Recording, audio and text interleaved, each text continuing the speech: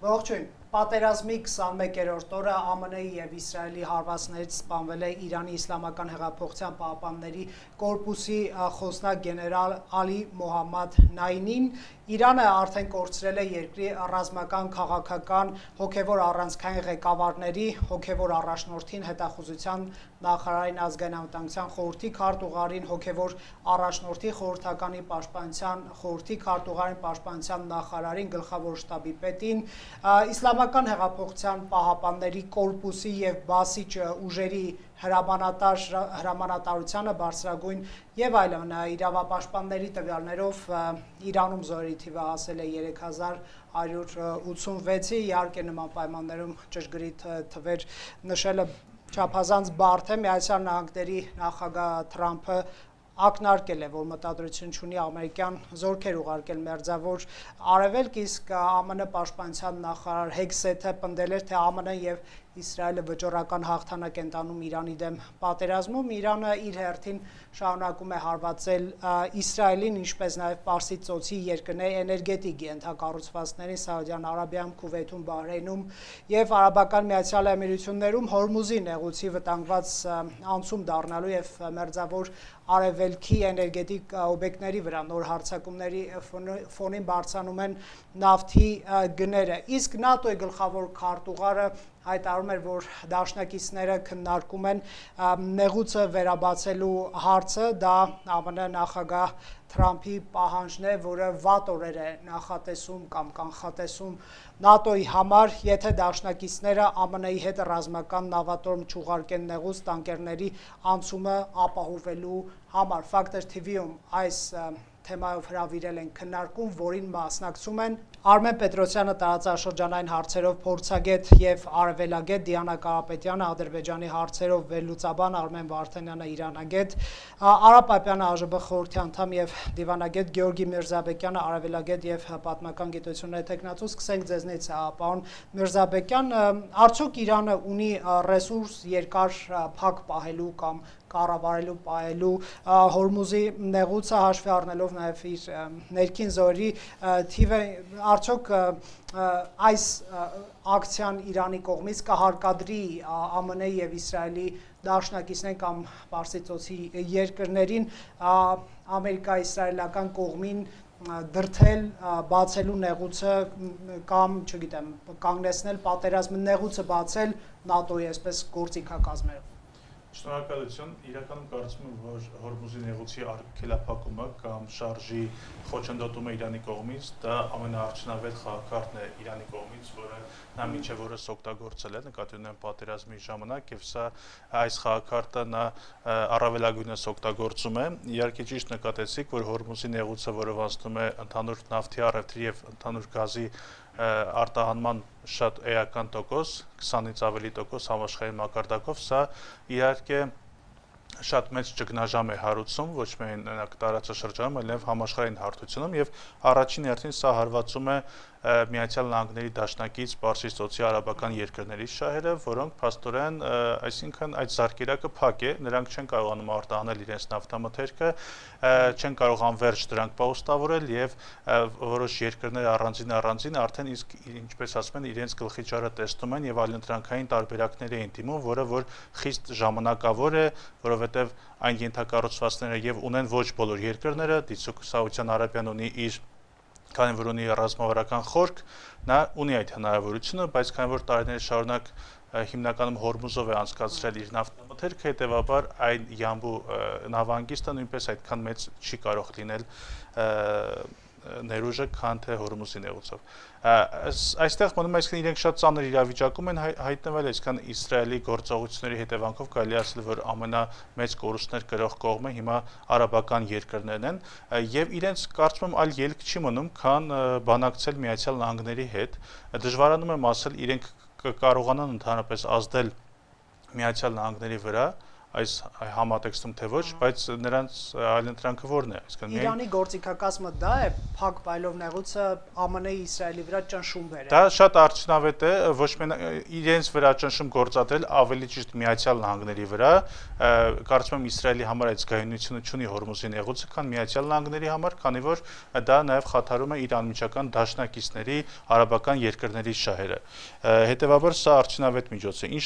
վերաբերում է բացելուն, ապա սա հեշտ գործընթաց չէ, սա ավելի շատ պայմանավորված է իր աշխարհագրությամբ, տեղանքը շատ խիտ նեղ է եւ հնարավոր չէ այստեղ լայնածավալ ձևով ուղղակի բացել։ Այսինքն այստեղ դու ինչպես հասկանում եմ պետք է ընդհանրապես ոչնչացնես ամբողջ Իրանի հարվածային ներուժը, որպեսզի կարողանաս շատ արդյունավետ կերպով բացես եւ բացելուց հետո գործողությունից հետո պահպանես այդ հաջողությունը, հետեւաբար սա շատ վտանգավոր է եւ այսինքն ռիսկային է եւ ես վստահ չեմ, որ եթե դիմեն դաշնակիցները այս քայլի կամ եթե կդիմեն թե ոչ եւ եթե դիմեն, սա կարող է հաղթանակ ապահովել կամ հաջողություն ապահովել այս հարցում։ Հետեւաբար իրավիճակը բարդ է եւ բայց կարող եմ ասել, որ Հորմուզի նեղուցի արգելափակումը սա Իրանի տեսանկյունից բավական դեռևս շատ արդյունավետ է աշխատում։ Շնորհակալ եմ, անպայման կվերադառնամ, սա ներածական խոսքն է, պարոն Պետրոսյան, Իրանի ներսում ինչ է կատարում այսօր ես ընթերցեցի նախաբանը, որտեղ թվարկում են պաշտոնյաներին, որոնք այլևս չկան այս աշխարհում չեն, Իսրայելը ԱՄՆ-ն ոչնչացրել են, անձափոխություն տեղի ունենում, այ ինչպիսին է Իրանի ներս այդ, չգիտեմ, արդյոք հնարավոր է որոշակի տեսակետների փոփոխություն այս կորուստներից հետո, թե ոչ, խնդրեմ։ Շնորհակալ եմ։ Ընդհանուր առմամբ պետք է աշխարհը որ տեղեկատվությունը բավականաչափ սուղ է եւ միանշանակ այսպես կարծիք արտահայտել գնահատականներ հնչեցնել թե ինչ է կատարվում Իրանի ներսում բավականաչափ բարդ է, մանավանդ երբ որ այս հակամարտության կարևորագույն հարթություններից ուղղությունից մեկն էլ քարոզչական պայքարն է, հա։ Եթե ընդհանուր առմամբ փորձենք գնահատել, նախ իմ կարծիքով Իրանի դեմ պատերազմ տեղի ունեն մարտավարական փոփոխություն եւ Միացյալ Նահանգները եւ Իսրայելը պատրաստում են ուրեմն նոր գործելավոճի, որը ենթադրում է ուրեմն պատերազմական գործողությունների հատկապես ռազմական ակտիվության որոշակի նվազում եւ արդեն Իրանի ներսում ներքաղաքական ներքին բողոքի գործողությունների այսպես հրահրման շրջափուլ այդ նույն մարտավարության համատեքստում մենք տեսնում ենք որ իրանական կողմն է պատրաստվում իր պատասխան մարտավարությամբ եթե ընդհանրական նշեմ փետրվարի 28-ից անմիջապես հետո եւ ինչպես որ պլանավորել էին Միացյալ Նահանգները եւ Իսրայելը դրա էլի հակառակ հակընդդեմ մարտավարությամբ Իրանն էլ գործում է մինչև այժմ, այսինքն ցույց է տալիս, որ բացի անձերից Իրանում շատ ավելի կարևոր է համակարգը, ճիշտ է անձերը իրենց դերն ունեն, տեղն ունեն, իրենց նշանակությունն ունեն, նույն հոգևոր առաջնորդը, նույն ռազմական, քաղաքական հայտնի դեմքերը, բայց այնուամենայնիվ ամենակարևորը համակարգն եւ սահմանադրությունն է, որը անկախ պետության դեմ իրականացվող հակամարտության մասշտաբից աշխատում է եւ մինչեւ այժմ տեսել ենք այս տրամաբանության գրեթե անխափան գործարկում։ Այսինքն չենք տեսել կոլապս Իրանում պետական կառավարման համակարգում։ Սա արտաքին երևացող ֆոնն է։ Իսկ եթե ներսից փորձենք էլի տարբեր հետախուզական տվյալների համադրման միջոց գնահատական տալ, նշվում է որ այնուամենայնիվ նոր հոգևոր առաջնորդը Մոջթաբա Խամենեին այնքան էլ ներգրաված չէ երկրի կառավարման գործում, ավելի մեծ դերակատարում ուներ փետրվարի 28-ից հետո Ալի Լարիջանին, որը եւս սպանվեց, եւ բացի այդ էլ հիմնական կառավարումը որպես այդպեսին իրականացվում է, կարծես թե Իսլամական հեղափոխության պահապանների կորպուսի կողմից, որը ինքն է թելադրում, կարծես թե պատերազմի ընթացքում Իրանի մարտավարությունը եւ այսպես էլ շատ կարճ անդրադարձել անեմ իրանական կողմն էլ այս պահին որպես հակընդդեմ մարտավարություն Միացյալ Նահանգների եւ Իսրայելի փորձում է կանխել երկրի ներսում հնարավոր բողոքի գործողությունները վերջին օրերին տարբեր տեսակի աղբյուրներ տեղեկատվություն տարածել որ բավականաչափ կտրուկ կերպով ձերբակալվում են անձինք որոնք հնարավոր է գործակցում են հակառակորդի ուրեմն հատուկ ծառայությունների հետ մի քանի 100 մարդու ձերբակալության մասին է խոսքը հունվարյան բողոքի գործողությունների 3 մասնակիցներ կախաղան են բարձրացվել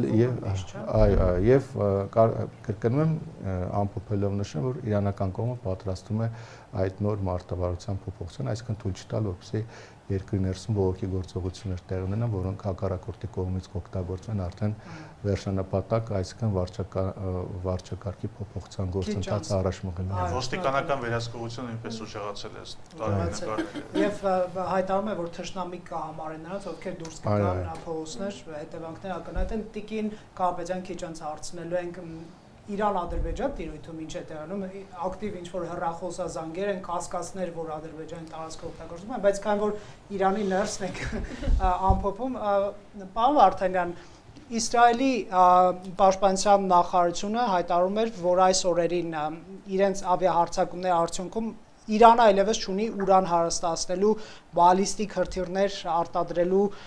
կարողություն արդյոք սա կարող է ճշգրիտ տեղեկատվություն լինել եւ Իրանի ռեսուրսները ռազմական առումով եկեք դա էլ հասկանանք ինչքան է եթե Իրանը իր կամքով չի զինաթափում եւ այս բալիստիկ հեռար հրթիռների կամ միջուկային ծրագրերը չի դադարեցնում արդյոք ռազմական ուժով Իսրայելին ԱՄՆ-ին հնարավոր է հաջողի դրանք ոչնչացնել այդ ծրագրերը ֆիզիկապես այսպես Էլի միանշանակ դժվար է ձեր հարցին պատասխանել որովհետեւ միջև այս պատերազմը իսրայելական հետախուզության տվյալներով Իրանը մոտ 2000 բալիստիկ հրթիռ ուներ եւ իրենք մտածում են որ արդեն վերջանալու վրա է բայց երեք Կասպից ծովում երբ որ խոցվեցին իրանական նավերից մեկը իրանական ընդդիմադիր լրատվամիջոցներից մեկը հայտարարեց նշեց որ այդ նավերից մեկը Ռուսաստանից ԱԹՍ-ներ եւ այլ զինտեխնիկա տեղափոխում Իրան այսինքն միայն այստեղ իրանական ռեսուրսները չեն Իրանին ամենայն հավանականությամբ նաև Ռուսաստանը եւ Չինաստանն են օգնում այդպիսի տվյալներ արդեն կան նաև տեղեկատվություն է հաղորդվել որ դեկտեմբեր ամսին Իրանը մոտ $500 միլիոն պայմանագիր էր կնքել Ռուսաստանի հետ վերբատեսակի զենիթահրթիռային համակարգ գնելու համար այնպես որ այս հարցում էլ միանշանակություն չկա թե որքան երկար կդիմակայի Իրանը բայց փաստն այն է որ դեռևս շարունակում է Իրանը Իսրայելի հրթիռակոծումը Ինչ վերաբերում է ձեր նախորդ հարցին, երեք պատերազմի 20-րդ օրվան ներառած միջոցառմանը Նեթանյահուն խոստովանեց Իսրայելի վարչապետը, որ անհնար է օդային հարվածներով Իրանում ռեժիմ փոխել։ Դրա համար պետք է ցամաքային բաղադրիչ լինի, ցամաքային գործողություններ։ Թրամփը կարծես հերքեց, որ մտադիր է այդպիսի բան անել, թեև Reuters-ը մի քանի աղբյուրների Այո, բայց այնտեղ ասում են այդ գործողությունները սահմանափակ են լինելու եւ միայն Հորմուզի նեղուցը բացելու համար են օգտագործել։ Ամբողջ Իրանը գրավել, մտնել Թեհրանը վերցնել, այնտեղ ռեժիմ փոխել գործնականում անհնար է, որովհետև Իրանի բանակը կարող է մինչև 1 միլիոնի հասնել։ Եվ դրա հարձակվող կողմը բարձր որ մի քանի անգամ ավելի պիտի զորք բերի, ինչը այս պահին իրատեսական չէ։ Կարծում եմ ցամաքային գործողություն կարող է լինել, ցամաքային դեսանտ կարող է իջեցվել միայն Հորմուզի նեղուցը բացելու եւ ափամերձ շրջանները գրավելու համար, բայց ավելի լայնարձակ օպերացիա չեմ կանխատեսում եւ իրատեսական էլ չի։ Այնպես որ այս պահին շատ դժվար է ասել, բայց մի բան կա, որ Իրանը տարիներ շարունակ պատրաստվել է այս պատերազմներին եւ բազմաթիվ այսպես թաքցված թաքստոցներ ունի, բազմաթիվ այսպես զենքեր ունի, որոնց մասին նույնիսկ արևմտյան եւ իսրայելական հետախուզությունը տեղյակ չէր։ Երեք մեկ նոր այսպես գեր ծանր այսպես բալիստիկ հրթիռ են գործարկել, որը որ առաջի անգամ էր այսքան ժամանակ չէին օգտագործել։ Սրա մասին դեռևս կարծես թե չգիտեն եւ այս առումով ես կարծում եմ Իրանը ընդունակ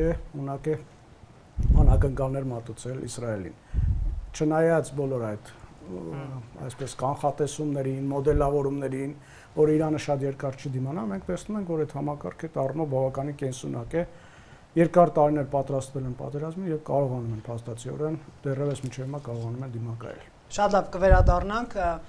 ինչ է կատարվում Բաքու-Թեհրան հարաբերություններում Տիկին Կարապետյան։ Ինչ կասկածներ են։ Կինետիկ բախումների շրջանում ես մոտ իրականում այդ ենթադրյալ Իրանից Նախիջևան եկած ԱԹՍ-ից հետո որ ընկավ այդ Շաքարաբադ գյուղի մոտ եւ ուրեմն օդանավականում դրանից հետո մենք տեսանք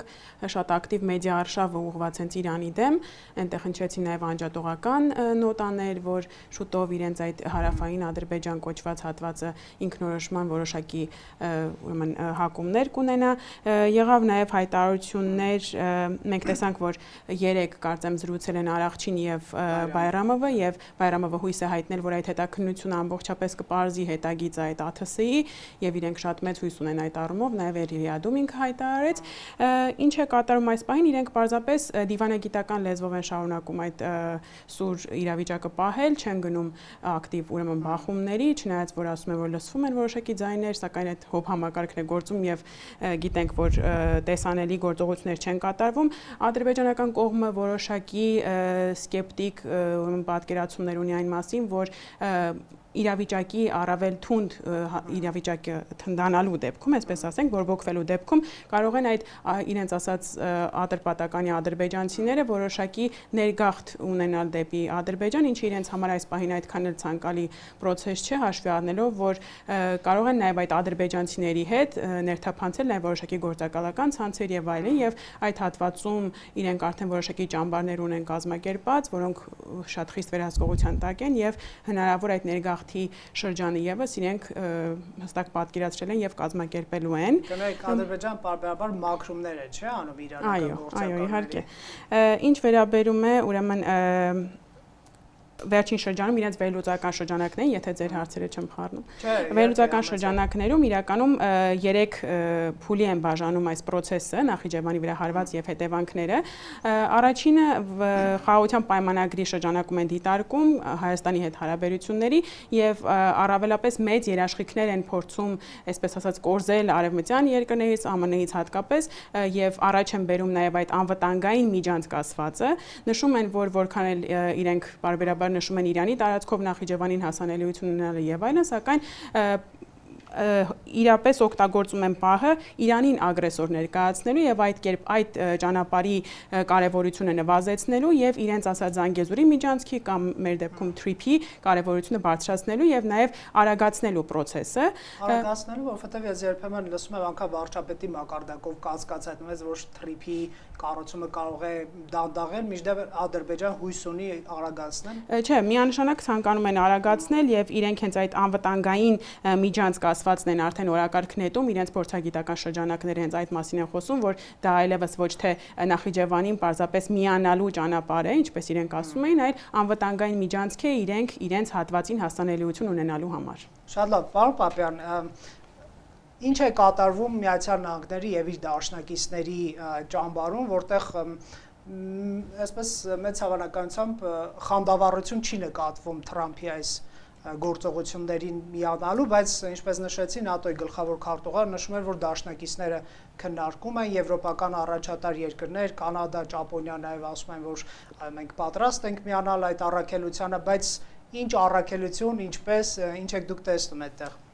Եթե մենք ՆԱՏՕ-ի տեսանկյունից նայենք, սա նրա գործունեության եւ գործառույթների շրջանակից դուրս է, որտեղ 5-րդ հոդվածը միայն պաշտպանության մասին է խոսում։ Գիտեք, կարծեմ Թրամփը չի էլ դիմել ՆԱՏՕ-ին, այն ռուսները, որ մեզ ասում են, չեք դիմել գրավոր 5-րդ թե 4-րդ կետով նույնը դիմել է, բայց Թրամփի 5-րդ հոդվածը։ Գրավոր դիմել է, ԱՄՆ գրավոր դիմել։ Չէ, գրավոր գրավոր չի դիմել։ Ինքը գրավոր չի սիրում դիմել, ինքը տարբեր ելույթներ գրավոր չի դիմել։ Չէ, տարբեր ելույթներ հոդվածը չի եղում արել, նայած։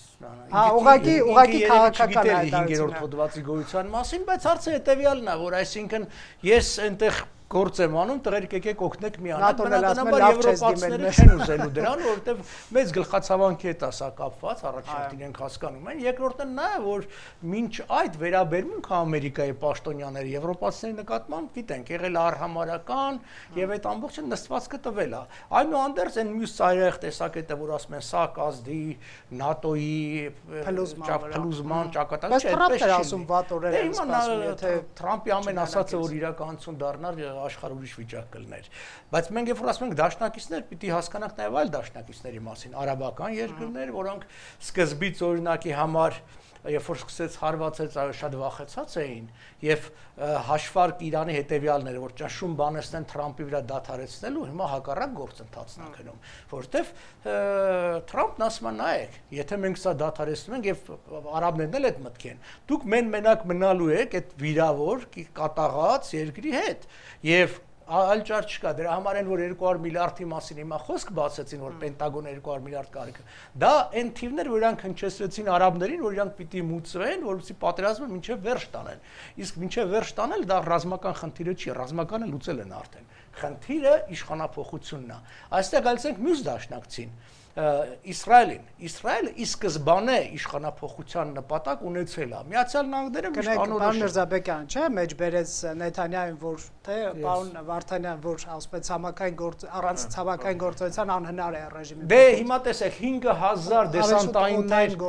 5000 դեսանտայիններ արդեն ուղարկվել են տարածաշրջաններ, բայց այո, գոնե հայտարարված նպատակը դրա Հորմուզի նեղուցնա միգուցե Խարկ կղզին այդ գրավել, բան ոչ թե բուն ափը դուրս գալ, որտեղ նույն մասնագետներն ասում են, եթե օրինակի համար Հորմուզի հյուսիսային ափը գրավես, դա առնվազն պիտի 300-400 կիլոմետր երկարությամբ արևելքից արևմուտք, մի 50-60 կիլոմետր խորությամբ, ինչ որ տարածք գրավես, որը հսկայական տարածք է։ Բացի այդ, այստեղ վտանգը ինչն է։ Հողի վրա զինվորի գտնվելը կարող է փոխի հոգեբանությունը անցալման։ Այն որ ասենք շատ իրանցիներ ասում են եկեք ռմբակոծեք մեզ ազատագրեք, դա կա, բայց ուրիշ բան է, երբ որ դա է, իսկ ուրիշ բան է, երբ որ իրանք գետնի վրա զինվոր տեսնեն, հա, եւ արդեն դրա անցալումը եւ հատկապես իշխեն պարսիկները մեզ նման են, իրանք պատմություն սիրում են այդ հիշողության վրա։ Իրանք առ այսօր, ես հիշում եմ Թեհրանում, ասենք այդ հայտնի 41 թվականի Սովետա-բրիտանա-ամերիկյան այդ գրավումը երկրի մինչև մա իրանք դրանից շատ նեղվում են, հիշում են, որ դուք եկաք, օկուպացրեցիք, գրավեցիք, չգիտեմ։ Այսինքն իրենց այդ հիշողությունները դեռևս կա եւ շատ բաներ այդպես ասած այդ չեն ներում։ Հետևաբար Մոսադիկի այդ իրադարձություններն էլ այդ կա, ասենք Ամերիկայի նկատմամբ այդ բացասական վերաբերմունքը կա, թեև ժողովուրդը ըստ էլի այն տվյալների ինչ որ հասանելի է, Միացյալ Նահանգները եւ Իսրայելին դիտարկում է որպես աջակից իշխանափոխության, աջակից իշխանափոխության։ Երբ որ մենք նայում ենք, Իսրայելը թիրախավորում է հիմնականում ոստիկանական ուժեր հիմա այս փուլում։ Միացյալ Նահանգները գրեթե ոստիկանական ուժերի վրա չեն ծախսում այդ թանկարժեք հրթիռներ եւ այլն, բայց Իսրայելը ինչու, որտեւ Իսրայելը ուզում է թույլատնի ռեպրեսիվ ապարատը այնքան, ով մենք վերջի շրջանում տեսանք այդ Բասիջը բանը, որովհետեւ եթե ժողովուրդը ոտքի կանգնի, կարողանա իշխանությանը տապալի, բայց դեռևս կարծում եմ այդ քանակական փոփոխությունները չի հասցրել որակական այն վիճակի, որ եթե օրինակ ժողովուրդը հելնի, իր դիմաց իշխանությունները չկարողանան հանեն այդ ուժը։ Դրա համար օրինակ Նաթանյահն ուզում է որ մտնեն առանց դրա չի լինի, ինքը պիտի այդ բան անի։ Դե Իսրայելի տեսանկյունից սա հիանալի շանս է Թրամփի ադմինիստրացիայի գործունեության, իսկ ամերիկացիներն էլ հասկանում են, գիտեք, որ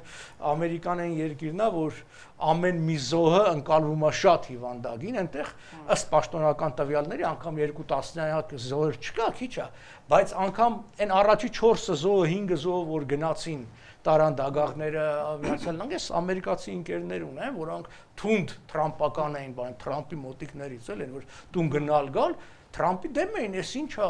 բան, այսինքն մեր զինվորները զոհվում են։ Դե Թրամփը նաև պատերազմներն ավարտելու առարկայությամբ դու խոստացել ես, որ America First մենք չենք խառնվի, հիմա ուզում եմ ասեմ, սա նաև ներքին խնդիրներ է առաջացնում։ Հենց հատկապես այդ մագայի թևը դեմ է այս գործողություններին, բայց այդտեղ ուրիշ մի հարց կա։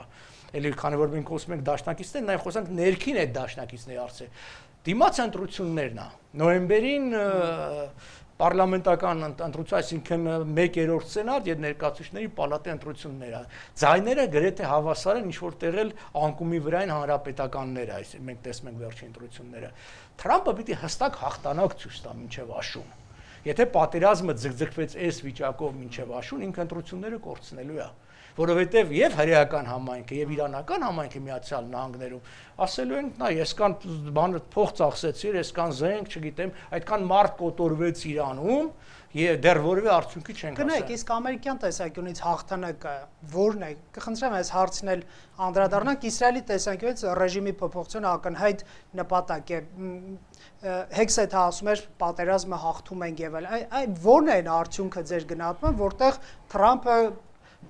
կկանգնեցնի պատերազմը։ ռազմական կարողությունների, մասնավորապես միջուկային կարողությունների, մասնավորապես միջուկային կարողությունների վերացումը։ Եթե հավատալու Թրամփ ասում է, այնպես պետք է անենք 2 տարուց հետո էլ ես խնդրին չվերադառնանք։ Այո, անցյալ տարվա հունիսյան պատերազմից հետո հայտարարվեց, որ դրանք լիովին ոչնչացված են, հետո հետախուզությունն ասեց, ոչ այնքան ինչ որ բաներ կան եւ այլն։ Հիմա խնդիրը հետեւյալն է։ Հիմա ասում են, այդ 5 հիմնական միջուկային կենտրոնները ոչնչացված են։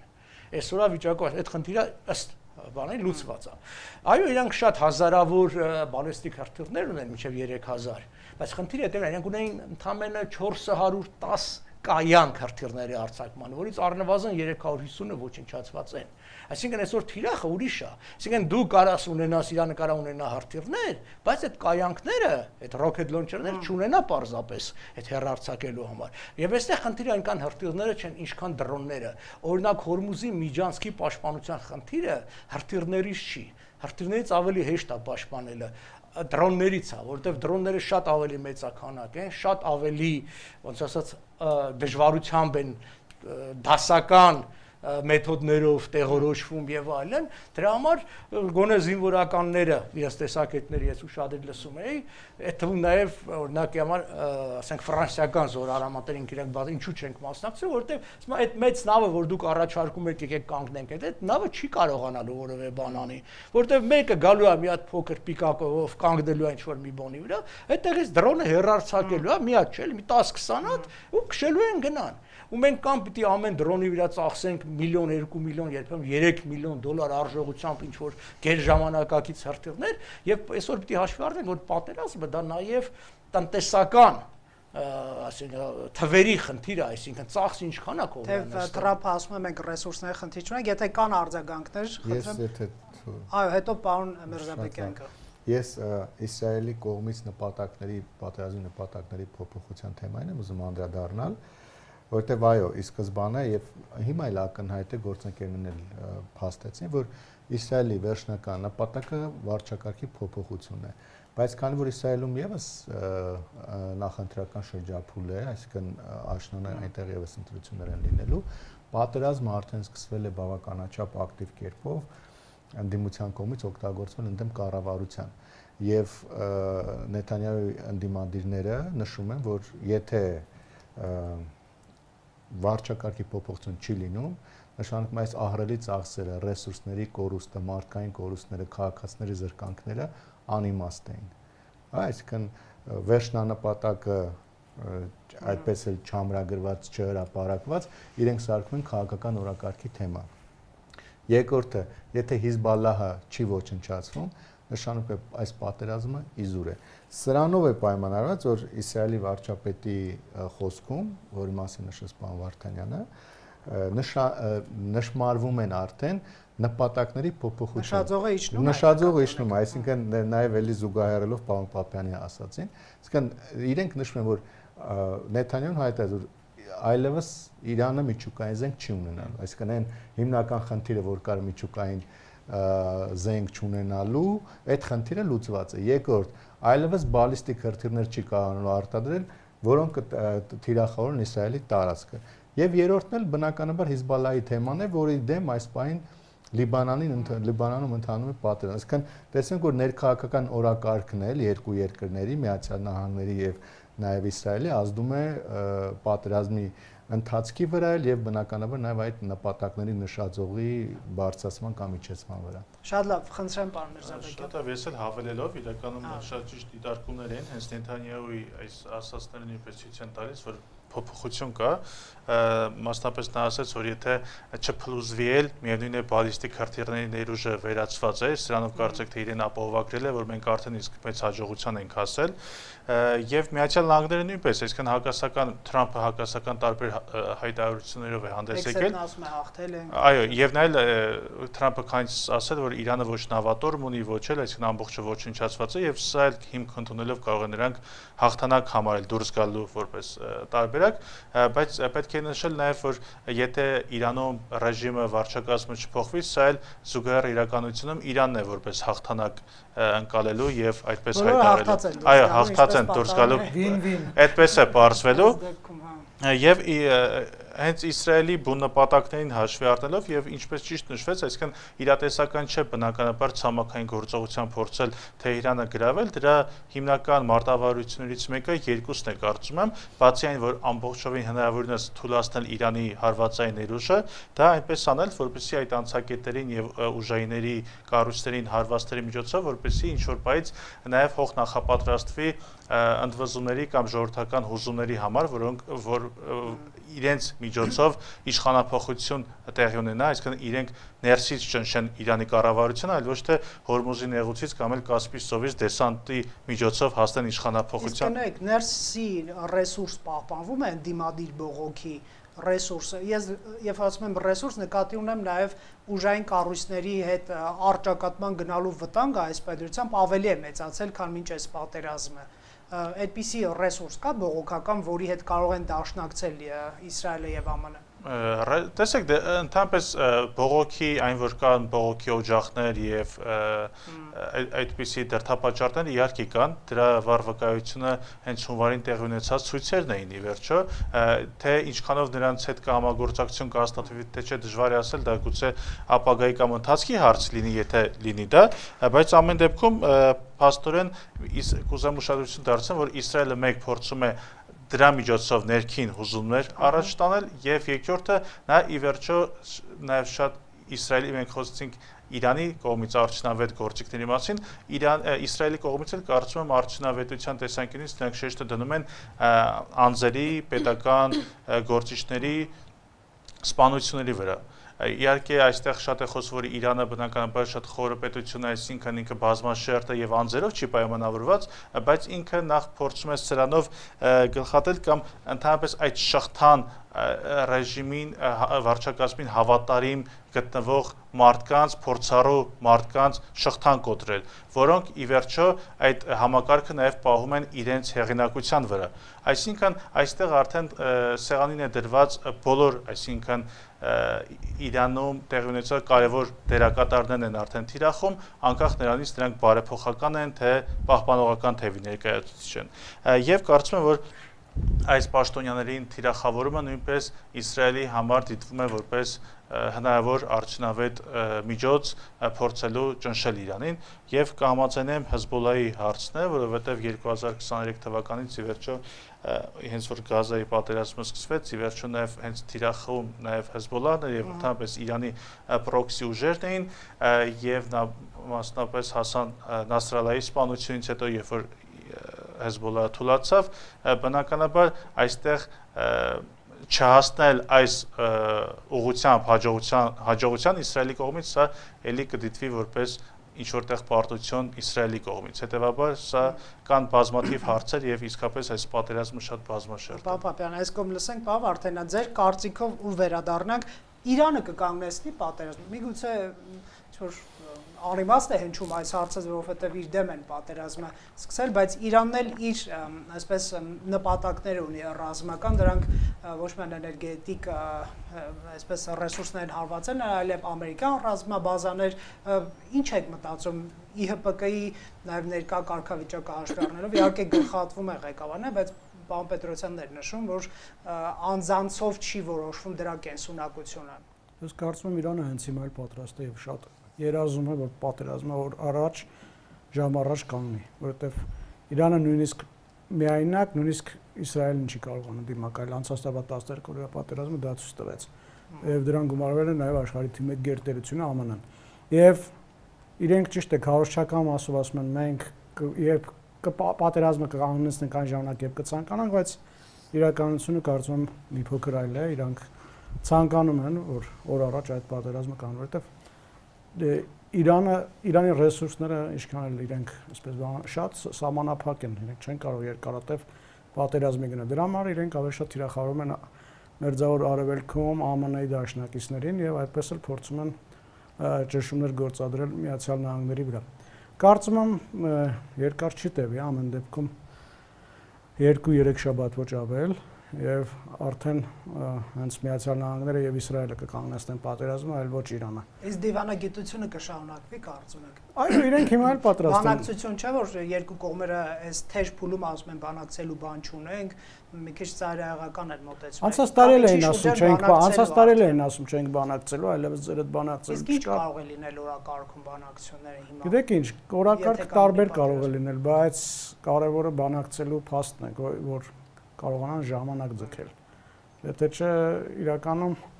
ես չեմ էլ կարծում ամբողջությամբ ԱՄՆ-ին եւ Իսրայելին հաջողվել է այդ հարստացված ուրանի պաշարները վերացնել, որտեղ ասում են շատ բունկերներում, շատ լեռների մեջ, շատ խորքերում են դրանք պահվում եւ ինչ որ քանակ այնուամենայնիվ հարստացված ուրանի կմնա։ Իմիջիայլոց հիմա նաեւ քննարկվում է, չնայած մի քիչ ֆանտաստիկ է թվում,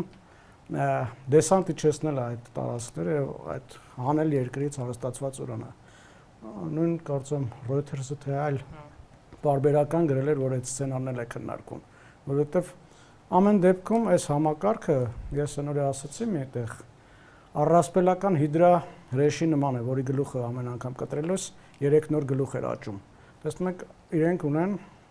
տարբեր ամեն պաշտոնի համար մի քանի հոգանոց, այսպես ասեմ, ավակնորդների շարք էս մասը։ Պայստազոր, այսպես ասեմ, որոնք որ անմիջապես փոխարինում են սպանված իրենց հրամանատարներին։ Եվ այս առումով այս դա ժամանակի վրա խաղալու առումով լավ ռեսուրս է, բայց ինչքան։ Կարծում եմ խնդիր չունեն, 90 միլիոնանոց երկիրը կարծում եմ մի քանի հազար կադրային բանկ կունենա բարձրաստիճան զինվորականների։ Սա ավելի շատ հոգեբանական առումով է առավելություն տալի Իսրայելին եւ ԱՄՆ-ին, թե չէ բուն, այսպես իրենց նպատակի տեսանկյունից, որ Իրանի ղեկավարության գխատումը կարող է բերել իշխանական բուրգի փլուզման, կարծես թե չի իրականանում։ Տեսնում ենք, որ ինչ որ այս սցենարը առայժմ չի իրագործվում։ Իմ կարծիքով իշխանության ԱՄՆ-ն եւ Իսրայելը ավելի շատ պետք է փորձեն այդ հեղափոխական տարերին աջակցել, իսկ նախորդ հարցին երբ ասում եք ունեն ռեսուրս, այո, 100,000-ավոր մարդիկ ատում են այդ ռեժիմը, 100,000-ավոր մարդիկ բողոքավոր զանգվածը, այո։ Իրականում այս ռեժիմը լեգիտիմության խնդիր ունի, լեգիտիմության ճգնաժամ ունի, հասարակության մեծ մասը չի ընդունում դրա։ Իմիջիայլոց հիմա նաև քննարկումը թե ինչպես է Իսրայելին հաջողվում այսքան արդյունավետ թիրախավորել, ոչնչացնել։ Տարբեր գործիքներ են ստեղծել այդ ընդվզող մարդկանց փաստացիորեն իրենց դաշնակիցն են դարձել եւ համագործակցում են այդ մարդկանց հետ։ Տեղեկություններ կա, որ Իսրայելը ինչ որ հավելվածներ է ստեղծել եւ ինտերնետային հարթակներ, որտեղ որ իրանցիները մտնում են եւ տեղեկություններ են տալի այս կամ այն պաշտոնյայի գտնվելու վայրի մասին, որից հետո Մոսադը այսպես տվյալները ճշտում է եւ գետային թիրախային հարվածներով ոչնչացնում է այդ պաշտոնյաներին։ Մենք շատ կարևոր է մեր տեսանկյունից, եթե մի քիչ մեր այդ զուգահեռ բերեմ, որովհետեւ 44-օրյա պատերազմից հետո մեզ մոտ լսվեցին ձայներ, որ տեսեք ավտորիտար ռեժիմը ավելի արդյունավետ է, քան ժողովրդավարությունը։ Մինչդեռ իրականում հակառակն է այս իրականությունը ցույց տալի, որ ժողովրդավարական Իսրայելը եւ ԱՄՆ-ն ավելի արդյունավետ են կառավարում, պատերազմը ավելի արդյունավետ պատերազմ են անում, քան բռնապետական ռեժիմը։ Եվ պետք է ասեմ, որ վերջերս միայն իսրայելական հեռուստաալիքներից մեկով դեմքը փակած, խոսում են դեմքը փակած մի մարդու հետ, որը որ իրանցի էր եւ Իրանի ներսում գործողություններ էր կատարել ընդդեմ բարձրաստիճան պաշտոնյաների, դրոններ էր թռցրել եւ թիրախային հարվածել։ Եվ այդ մարդուն հարցնում են, ես չգիտեմ ինչքանով է ճիշտ, բայց ես կարծում եմ, որ շատ հավանական որ ճիշտ է լինի։ Հարցնում են ինչը ձեզ դրթեց, որ դուք սկսեցիք համագործակցել Մոսադի հետ։ Եվ այդ մարդն ասում է, որ մի օր քույրս դուրս եկավ փողոցի առանց այդ գլխաշորի, փողոց առանց գլխաշորի եւ այլն, եւ այդ օրը նա տուն չվերադարձավ։ Եվ այդ օրվանից ես երթում եմ տվել, որ պետք է ամեն ինչ անեմ, որ այս ռեժիմը ոչնչացնեմ, վերացնեմ, մի խոսքով, այսինքն այդ զանգվածները, այդ հազարավոր մարդիկ այնպես չէ, որ փողի համար են գնացել դարձել Մոսադի արտահասթիկային գործակալներ։ Մարդիկ պարզապես ատում են այդ ռեժիմը եւ դրա համար պատրաստ են ամեն քայլի, այնպես որ այդ բողոքավոր զանգվածը կա, որը որ շատ հմտորեն օգտագործում է Մոսադը, նաև արտերկրում գտնվող իրանական ահաբեկչական կառույցներ կան, օրինակ կա կազմակերպություն, որը Ալբանիայում է տեղակայված ահաբեկչական Ռաջավի ամուսիններն են դրան գլխավորում, որ տարիներ շարունակ թիրախավոր է, սպանել է Էլի Բարձրաստիճան պաշտոնյաներ, նախագահ են սպանել, վարչապետ են Իրանի։ Այդ կազմակերպությունը, որը կոչվում է Իրանական ժողովրդի մոջահեդների կազմակերպություն, դե Մարիամ Ռաջավին եւ իր ամուսինն են կառավարում, 79 թվականի հեղափոխությունից հետո արմատական դիրքորոշում է որդեգրել հակառեժիմական, այո, եւ իր արժեվ նպատակ է դրել ազատագրել Իրանը այդ ռեժիմից, ընդ որում նաեւ շատ լավ համագործակցում են Իսրայելի եւ ԱՄՆ-ի հետ, այսինքն միայն այնպես չի որ Փահլավին այնտեղից կոչ էր անում։ Նաև Եվրոպայում տեղակայված այդ կազմակերպությունն է։ Եվ այդ կազմակերպությունը բնականաբար էլի ունի աջակիցներ Իրանի ներսում։ Այնպես չի, որ իրենք այսպես հենց առանց հիմքի կարողանում են այդ գործողությունները կատարել։ Այնպես որ այս առումով Իրանի ներսում կա պարարտ հող իշխանափոխություն իրականացնելու։ Բայց կա նաև սպառնալիք, որ այդ մարտիկ թշնամի կորակվեն, եթե դուրս գան փողոցը։ Ուղղակի լիդերի խնդիր կա։ Ներսում մարդ, որը որ սկզբից վերցնի գործընթացը իր ուսերին եւ միջև վերջ տանի չկա։ Բայց այդ լիդերը չեն կարող լինի միանգամից այո, կձեր այս ամբողջ խնդիրը։ Իսկ ամբողջ ժողովրդի մեծ մասը կենտրոնացված է ավելի շուտ։ Եկեք Տիկին Կապետյանին լսենք ու սկսենք ամփոփել, պարոն Պետրոսյան։ Ես արձագանքելու, այո, գործընկերների խոսքից հետո անպայման ոչ մի փոքր տարբերող տեսակ։ Շատ լավ, անպայման։ Տեսեք, խոսում ենք բողոքավոր զանգվածից, էթնիկ փոքրամասնությունը, չգիտեմ, ադրբեջանցիներ են, քրդեր են, այս գործոնը խաղարկվում է գոնե մեդիա տիրույթում, չգիտեմ, Իրանի փլուզման սպառնալիք է հնչում, որ կփլուզվի, լուրջ է կարծում եք, թե ոչ։ Տեսեք, դա պարբերաբար հրապարակ նետվող, այսպես ասած, իրենց խաղաքարտերից մեկն է ադրբեջանական կողմի, Ալիևի հենց հրթիռը ընկնելուց հետո Ալիևի հայտարարություններում եւս մենք այդտեղ տեսանք որոշակի նոտաներ այդ ադրբեջանցիներին ուղղված, նաեւ մեդիա տիրույթում դուք նշեցիք, այնտեղ վերնագրեր կային, որ մեր աչքը Թավրիզի ճանապարհին է, մոլաների ռեժիմի ուրեմն այլանդակ պահվածքը մեզ կտանի դեպի Թավրիզ, նմանատիպ ուրեմն վերնագրերով արշավ սկսվեց, սակայն տեսնում ենք, որ առնվազն այս պահին դիվանագիտական մակարդակում հայտարարությունները բավականին զուսպ են, իրենք ապավինում են այդ հետաքննությանը, նաև որոշակի հումանիտար աջակցություն է ցուցաբերում Ադրբեջանը Իրանին 110-ից ավելի տոննա հումանիտար բեռ է գնացել։ Եթե համեմատական անցկացնենք օրինակ Ազալի կործանված ինքնաթիռին հաջորդած շրջանին եւ այս process-ին, կարող ենք ասել, որ կամ Բաքուն իսկապես հավատացել է, որ այդ հրթիռը Իրանից չի եկել, կամ էլ անուղղակիորեն ընդունել այդ մեղքը, որը որ կանխատեսել է իրանական կողմը եւ այդուհանդերձ այդ հրթիռը հայտնվել է ադրբեջանական տարածքում։ Շատ լավ, եթե ավելացնելու բան ունեք։ Այս պահին ոչ։ Սկսենք ամփոփելով, հա, ձեր խոսքը ժամանակային այսպես լուրջ սահմանափակում չկիրառենք, խնդրեմ պարոն Պետրոսյան, նաև գիտեք, ուր են գնում process-ը, արդյոք տեսանելի է, թե այս ամեն ինչը ինչով կավարտվի։ Եկեք ձեր հարցին պատասխանեմ, հետո արդեն արձագանքեմ։ Տեսանելի չէ իրականում։ Ես նշեցի, որ պատերազմի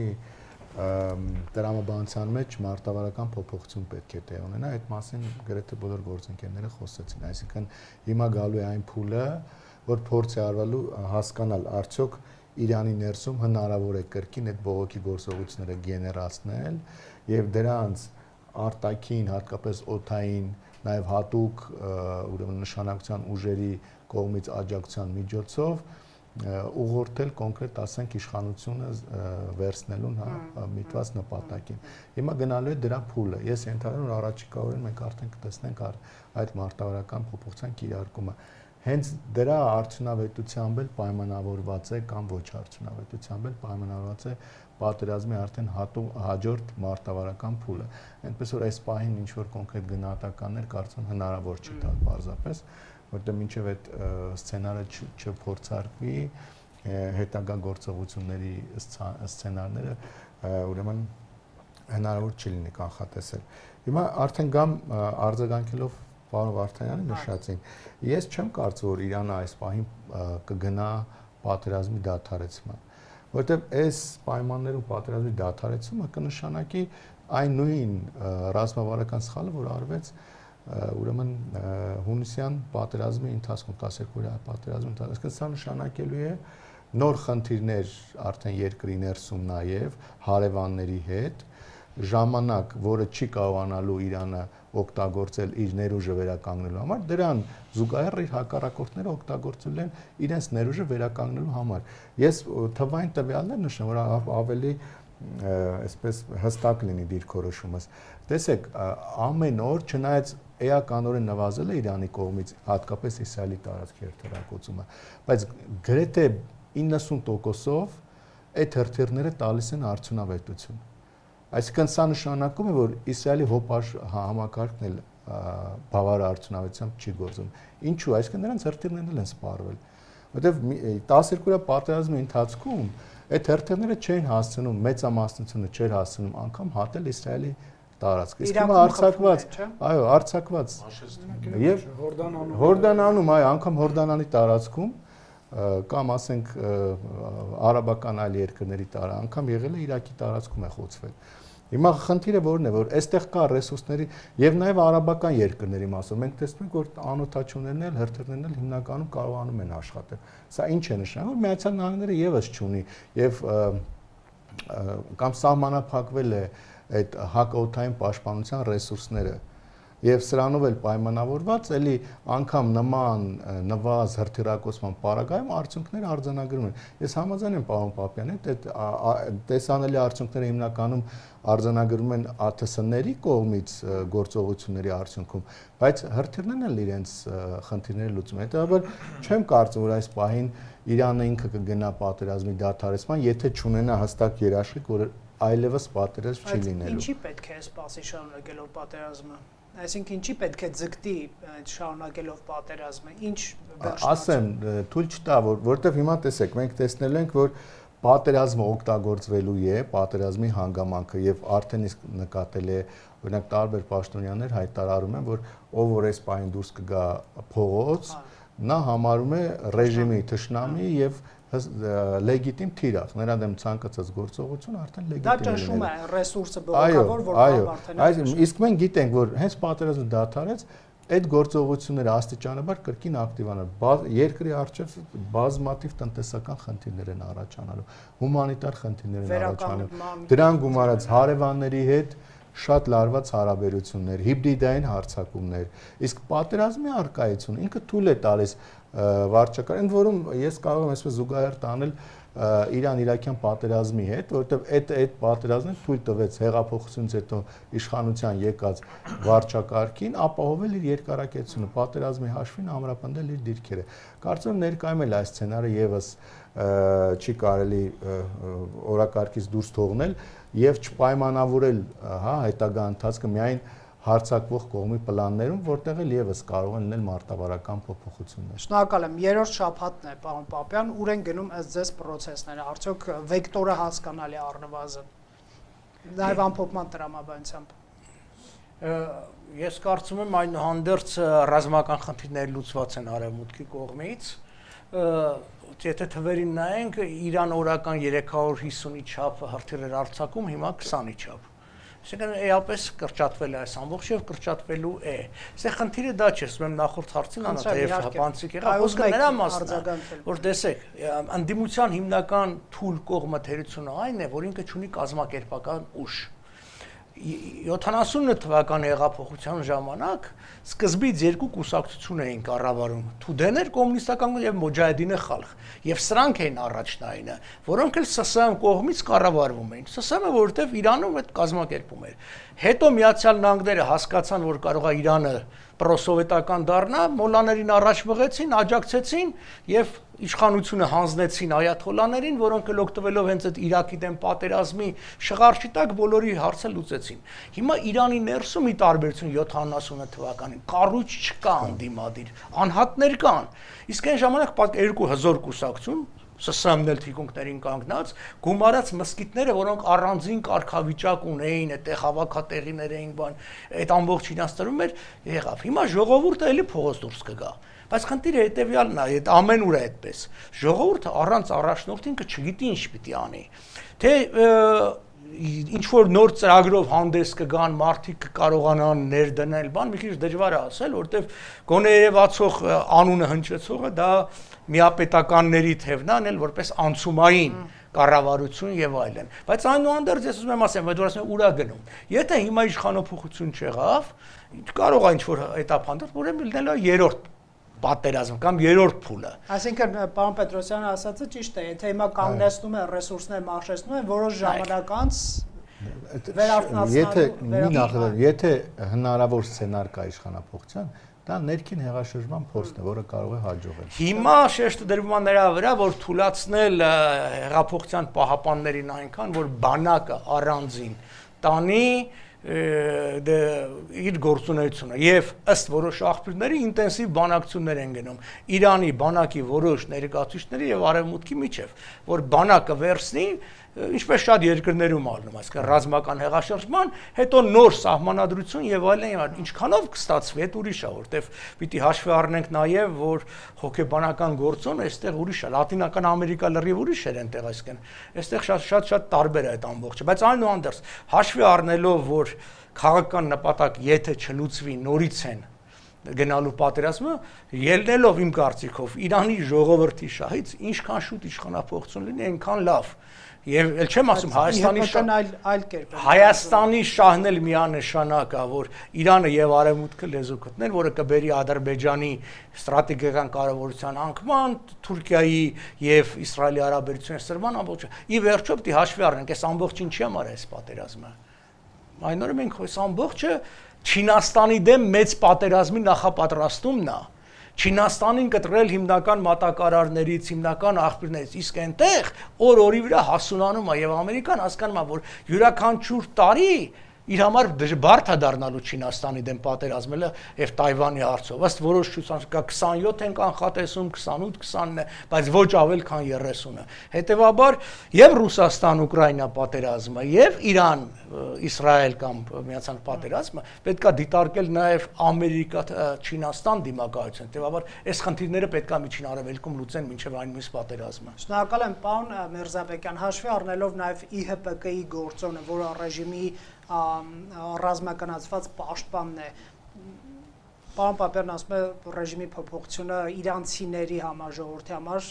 լավ կլիներ, ոչ միայն ներքին ազատությունները, այլև արևմուտքի հետ հարաբերությունների բարելավման առումով, արդյոք դա հավանական է։ Խնդրեմ այս հարցին պատասխանելով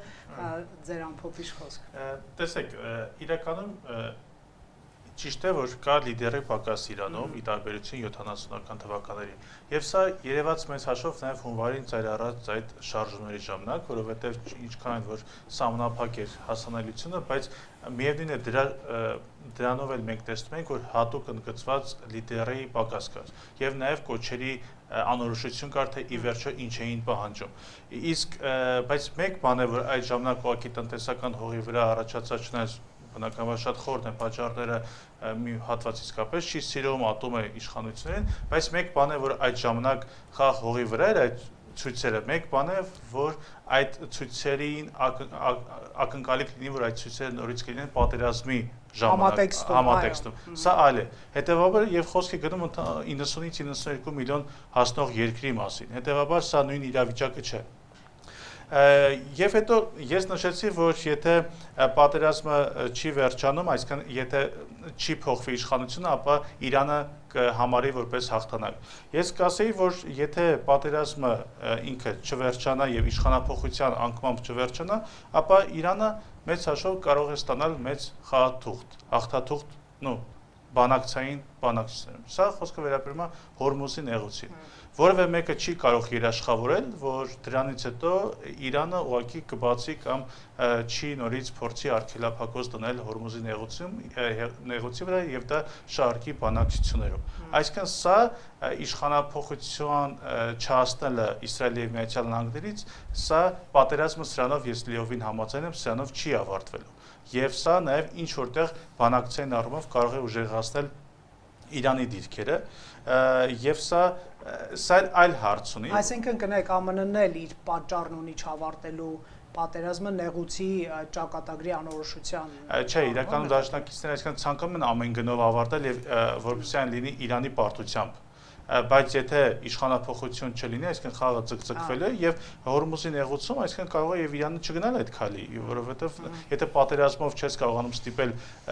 չես կարողանում հասնել ոչ իշխանափոխության, ոչ էլ եթե չկարողանաս բացել Հորմուզի նեղուցը, ապա պատերազմից հետո ո՞րն է երաշխիքը, որ Իրանը կգնա այդ քալին։ Բայց նեղուցը մասնակի ապակ, չէ։ Մասնակի չինական եւ այլ նավերի համար բաց է։ Բայց դա կախված է Իրանի ցանկությունից։ Իրանն է դա թույլատրում։ Դե 4 հիմնական գնորդի 90% նավթը 4 երկրներն են գնում. Հնդկաստան, Ճապոնիա, Հարավային Կորեա եւ Չինաստան։ Իրենք էլ կարողանում են ստանալ այնքան իրանց ինչքան որ պետք է։ Բայց խոսքը արաբական երկրների մասն է, որ իրենց է առաջին արգելափակում։ Նրանց ճակատագիրը որևէ մեկին չի ուզում, թող շատ ունեն կդիմանա։ Այսինքն, փաստը եթե իշխանափոխություն չի լինում, իրականում սա բարթանալու է։ Մյուս կողմից էլ այստեղ կարող են առաջանալ հետո տնտեսական խնդիրները, որևէ մեկը չի բացառել, սա այլ զուգահեռ իրականություն կարող է առաջանալ, որ հողելի նախապատրաստի այլ բողոքի ցույցերի համար։ Այսինքն իրավիճակի այս առումով իսկապես բարդ է թվում։ Իսկ ինչ վերաբերում է ԻՀՊԿ-ին, ապա այո, նա հենց կորիզն է, որը հավատարիմ է իշխող վարչակազմին, հենց պատկանում է եւ ենթարկվում է հեղափոխության առաջնորդին, հետեւաբար Իսրայելի հենց բուն նպատակը ԻՀՊԿ-ն հնարավորինս թույլատնելն է եւ փաստորեն հասնել Իրանի մասնատման, քանի որ Իրանի վարչակազմի որպես պահապան ուժը տարիներ ի վեր եւ համարվել եւ համարվում է հենց իսլամական հեղափոխության պահապանների կորպուսը։ Մասնատման նկատմամբ տարածքային մասնատման։ Ես կարծում եմ, որ Իսրայելը նաեւ դեմ չէ նաեւ այդ կոնտեքստին, լամբային։ Խնդրեմ Տիկին Գավազյան, ամփոփենք, ինչ եք դուք տեսնում։ Իրականում Իրано-ադրբեջանական հարաբերություններում թեև որոշակի շրջանակներ կային, որ սպասում էին կոնկրետ ռազմական գործողությունների եւ այլն, սակայն դրան սպասել պետք չէ, դա ըստ էության չկա Ալիևի օրակարգում, հաշվի առնելով նաեւ այն հանգամանքը, որ մենք տեսանք, որ Թուրքիային անմիջական դիմում չեղավ անգամ Շուշի հռչակագրի եւ մյուս բոլոր պայմանագրերի շրջանակում, որպեսզի օգնություն տրամադրի, չնայած որ Թուրքիան անմիջականորեն այդ ենթադրյալ հարձակմանը վերաբերվեց որպես իր տարածքին հարձակում եւ Ադրբեջանը նաեւ այդ օգնության քայլը չարեց, որպեսզի Թուրքիայի այդ ազդեցության գոտին ավելի չընդլայնի Նախիջևանի հատվածում, հաշվի առնելով նաեւ որ Իգդիրի շրջանում եւ նաեւ Նախիջևան-Իրան հատվածում արդեն թուրքական այդ վերահսկողությունը հրթիռների դրոնների մակարդակով իրականացվում է եւ տեղեկություններ կային նաեւ որ Նախիջևան է ուղարկվել նաեւ հոբ համակարգ թուրքական կողմից, որոշակի գործողություններ կլինեն դիվանագիտական լեզվով, ինչպես նշեցի, սակայն ռազմական գործողություններ իհարկե չեն լինի, պարզապես Ադրբեջանը ամենքերբ փորձում է այս գործընթացը տեղավորել թրիփի շրջանակներում, որպեսզի հետաքրքրությունը չկորի եւ ամենքերբ արագացնի process-ը, նշելով, որ այդ Արաքսի միջանցքը, Արաքսի ճանապարհը այլևս անվտանգ չէ եւ Նախիջևանը, այսպես ասած, իրանական պատանդառության մեջ է գտնվում։ Ի վերջո հայտնվեցին ապացույցներ, որ Ադրբեջանի տարածքից Իրանը ինչ-որ կերպ թիրախավորում։ Երեկվա դրությամբ ոչ, Բայրամովը ասում էր, որ իրենք սպասում են հետաքննության ավարտին, որպեսզի այդ հետագիծը ճշտեն։ Ես նկատի ունեի Ադրբեջանի տարածքից Իրանի դեմ գործողությունների ապացույցներ։ Չէ, այդ մասին եւս տեղեկություններ չկան, իրենք երկուստեք ասացին, որ հրթիռ իրենց մոտից չի եկել, նրանք էլ իրենց տարածքը չեն տվել, չնայած որ երեկվա զրույցում եւս Արաղչին բավականին կոնկրետ դեպքերով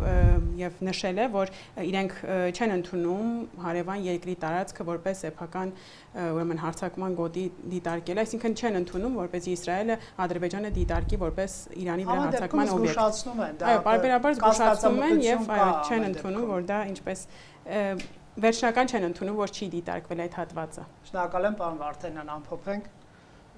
Ես ձեռնպահ նման փոփոխել, որտեղ այն մտքերը, որ ես ունեի, գործընկերներս ասացին, եթե կոնկրետ հարց ունեք։ Ընդհանրապես ամերիկյան կողմի գործողությունները ձեզ հասկանալի են, որովհետև ամերիկյան տարբեր լրատվամիջոցներ, Axios, Reuters եւ այլն մեկը ասում է ամեն դեպքում ԱՄՆ-ն, չգիտեմ, ավելի կտրուկ գործողություններ կգնա կամ Newsmax-ը, որը իշխանամերձ ամերիկյան լրատվամիջոց է, ասում են, որ մի քանի ռազմանավ ԱՄՆ-ն կարող է ուղարկել 2500 զինծառայող ուժեղացնելու Իրանի դեմ պատերազմը մասնակցող զորքեր, նկատի ունի ամերիկյան անելիքները ձեզ հասկանալի են։ Իմ կարծիքով միայն ես փուլում իրենք Օրմուզի նեղուցի բացումն են դիտարկում։ 3 Սան Դիեգո քաղաքից ամերիկյան։ Կներեք, հաջորդիվ օրերին մենք միայն դա ակնկալենք ամերիկյան կողմից։ Այո, Ամերիկա Թրամփի վրա շատ լուրջ ճնշում կա, այդում նաև իր կուսակիցների իր թիմի կողմից, որովհետև պատերազմը շատ թանկ հաճույք է նաև ԱՄՆ-ի համար եւ անընդհատ իրենք իրենց արտաքին պարտներ մեծացնում, չնայած կարծում եմ էլի Թրամփը կօգտվի առիթից եւ բախտորջրում էլի ձուկ կորսա եւ որովհետեւ կարծես նոր ռազմական պայմանագրեր ստորագրելու համաձայնությունը ձեռք բերել 23 միլիարդ դոլարի արաբական երկրների հետ, հիմա էլ կասի ցույց կտա։ Թրամփը նաև սրանով ցույց է տալիս այդ երկրների խոցելիությունը եւ դրացուցիչ նոր զենք կվաճառի եւ այս կերպ փոքրինչ այսպես իր ծախսած գումարները կփորձի փոխհատուցել։ Իսկ ընդհանուր առմամբ ես կարծում եմ, որ այս փուլում իրենք երևի թե միայն կսահմանափակվեն Հորմուզի նեղուցը բացելով, այլ ավելի լայնամասշտաբ ռազմական գործողությունների չեն գնա, որովհետեւ սա նաև իշխանության մեջ է այնտեղ պարակտում կա ամերիկյան մամուլի հետ հետևեք այնտեղ Վենսի, Ջեյդի Վենսի եւ Դոնալդ Թրամփի միջև սև կատու է անցել։ Վենսը չի այդքան էլ չի աջակցում այս ռազմական գործողություններին։ Իսկ Վենսը դիտարկվում է որպես հանրապետական կուսակցության հիմնական հավակնորդ հաջորդ նախագահական ընտրությունների համար։ Եվ Վենսը կարծես թե միջև հիմա այսպես հրապարակային երբևէ չել խոսացել այս պատերազմի օգտին։ Այնտեղ Մարկո Ռուբիոն, պետքարտուղար Մարկո Ռուբիոն եւ Թրամփն ավելի շատ խոսում, իսկ Վենսը ձեռնպահ է մնում եւ ամերիկյան մամուլը պնդում է, որ Վենսը միջև վերջի պահն էլ դեմ է եղել այդ ռազմական գործողություններին։ Շնորհակալ եմ, անպայման կհետևենք, քանի որ իրադարձությունները արագ են զարգանում եւ տեղեկությունները թարմացվում են։ Հարգելի հեռուստադիտողներ, Factor TV-ում այսօր քննարկում ենք Իրանի դեմ ԱՄՆ-ի եւ Իսրայելի պատերազմի